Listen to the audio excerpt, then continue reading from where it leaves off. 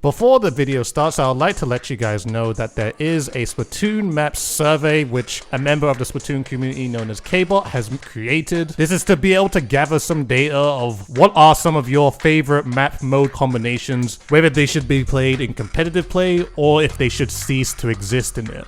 A link in the description below. The survey ends at November 8th, 1 AM Eastern Time. Thank you very much, guys, and let's get into the video. Hello, guys, and welcome. It is ThatSrb2DUDE here today, bringing you yet another Splatoon 2 video.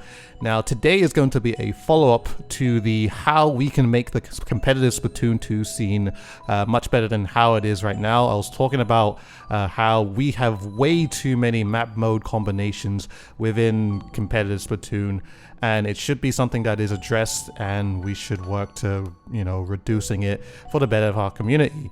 Now, first of all, I also want to say thank you very much to everyone who did retweet this video on Twitter and all the comments that I did receive on my Discord and on the video itself. I read absolutely everything to be able to get an idea of everybody's argument and opinion. Now, out of everything, a lot of people did agree that we should work towards reducing the map mode combination list that we do have currently. And I also do want to give my attention to some that feel that removing some of the maps within competitive Splatoon is somewhat of a bad thing because they remove variety and a bunch of those reasons. But I just want to let you guys know why that's not going to be the case with my idea.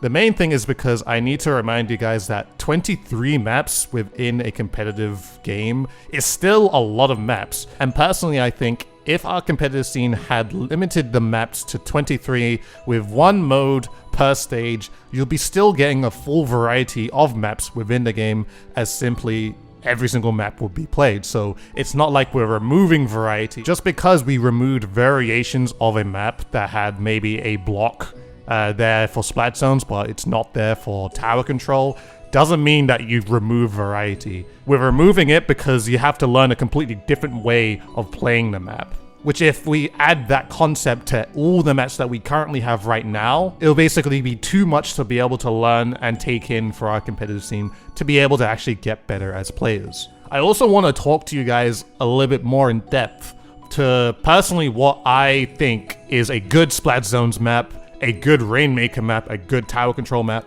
and a good Clan Blitz map. Starting with Splat Zones. I personally think Splat Zones maps that are smaller rather than longer are much better maps when it comes to Splat Zones. Maps that have a higher length of travel to be able to actually get to the zone in general, personally I don't think are good maps for Splat Zones.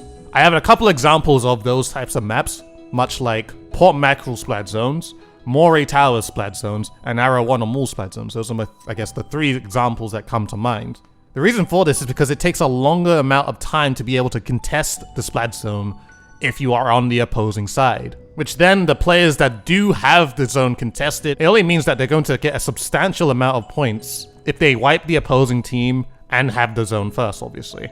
Which in this case will make Splat Zones games not last that long. A map that has the zones that are closer towards the spawns of each side allow players to be able to contest the zones much easier. This is good because it allows games to actually last longer than usual, and also is a really good thing to the team that is also holding the zone. This means that they'll be able to show a higher amount of skill at containing the enemy team and controlling the zone at the same time, opposed to a map where the enemy team have to travel a mile just to get close to the zone, and also because it could be easily defended. When it comes to Rainmaker, personally I think maps that work well are longer maps.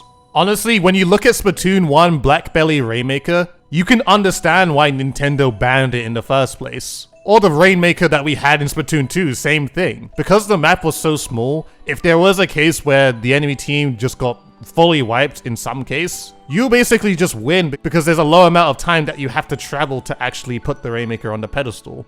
This is not the case for longer maps, and this is the exact reason for now why Black Belly Rainmaker today is a much longer map. And also why Black Belly Rainmaker today also works really well for Rainmaker. Tower control is probably one of the harder ones because personally I think a lot of maps actually work really well for tower control. But I think the most important thing to tell what is a good tower map are maps that where the tower is not going away from the enemy side.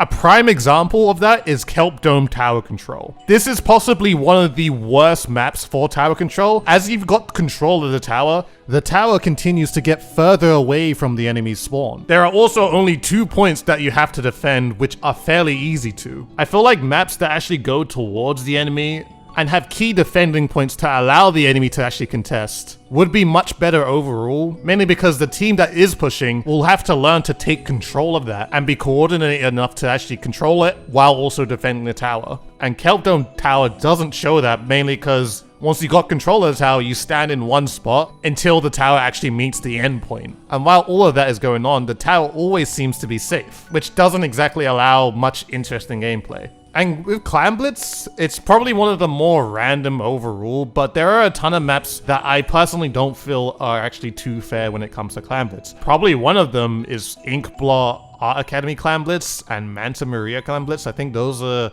the two that actually spark to mind. And it basically just has to do with when you're actually scoring as a team. There are some times where 4 clams will just spawn right next to the basket.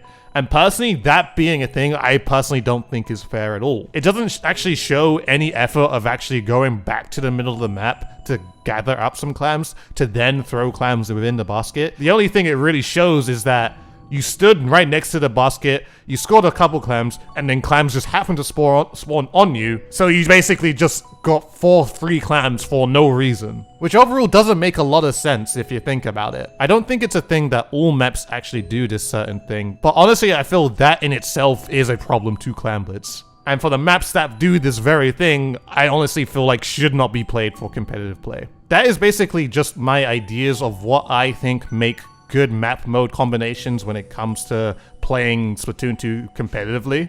Again, I feel like people do get the wrong idea of things where if you take out too many map mode combinations, it'll reduce the variety of the game, which is not true at all, because playing 23 maps in general for a competitive game is a lot of maps, and especially if all maps are still in the game, you still have the full variety of the amount of maps that are in the game. And the thing is, if you didn't notice, the devs have already been doing that for Splatoon. If you didn't notice that ranked play right now only has 8 maps. Obviously, each mode has their own maps, but a lot of them also do have recurring maps that are present in different modes. If you didn't understand why they've done this to ranked, it's just to allow players to be able to learn and get better on those specific maps to actually be able to excel at them.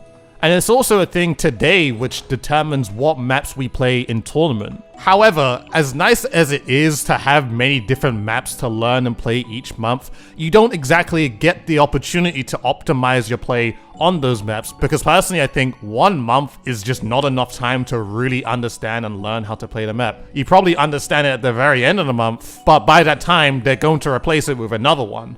Which means when the next season of maps come in, you're going to be back to square one, because now you have a ton of different maps that you need to learn, which overall isn't exactly helpful. And also when it comes to playing in tournaments too, some in general are not always at the end of the month. They could be at any point of time. So realistically, if a tournament was maybe on the 15th, you probably played maybe 7 or maybe more out of those days to be able to actually learn those maps, and on it, that's just not a lot of time to really learn. Like, I really need you guys to understand that the point of reducing map mode combination is not to reduce the variety, which is present, or to remove it because a higher official doesn't like it. It is to be able to bring out the best of a competitive player on an environment that they have continued to work on for an extremely long period of time, and for spectators of that sport to be able to follow and view the very best out of players. I feel some may have gotten the wrong idea of my explanation for my previous video, but basically what I want out of our competitive scene is that I want everyone to be able to get better and improve. And just in general, just having too many map mode combination does not allow this to be able to be a thing. And as one of the top players currently within our scene, even our top teams struggle with this. So if that's the thing where, you know, some of our best players that are playing this game currently right now in our Western scene, I can't imagine what it's like to our low level, our mid-level players that are also trying to do the same thing. And honestly, to add on, it's probably why we don't normally see too many newer players actually rising to the top, because they gotta learn something different every single month, and they don't exactly get enough time to be able to actually improve on that, because, as I said, changes every single month. So please, I hope you guys understood that. Those are my opinions of why it should definitely be 23 maps, why it's not removing variety, why it's better for our competitive scene, and how it could make our players much better and, you know, our viewership much better at the same time. Let me know you guys' thoughts. Again, this is a follow-up to my previous video. Please get your comments down below. If you saw this on Twitter, please give it a retweet and all that. I'd like to know what you guys personally think, what makes a good map mode combination for competitive, and honestly, that's about it. So thank you very much everyone for listening. Hope you guys enjoyed this video. If you did, please like, favorite, comment, and subscribe to the channel if you have not already. Follow me on Twitter and Twitch, both in the description below. Do it for both if you're free and generous. Make sure to hit the bell notification button to let you guys know whenever I do upload, and also consider joining my public Discord, where you can go ahead and talk to myself, continue talking about this subject, of course, and my Dude Society community. Also, remember to fill out the survey that I mentioned at the very start of the video. You can find that in the link in the description. With all that being said, guys, I hope you guys enjoyed this video. This has been ThatSrb2DUDE, and I shall see you guys in a future one.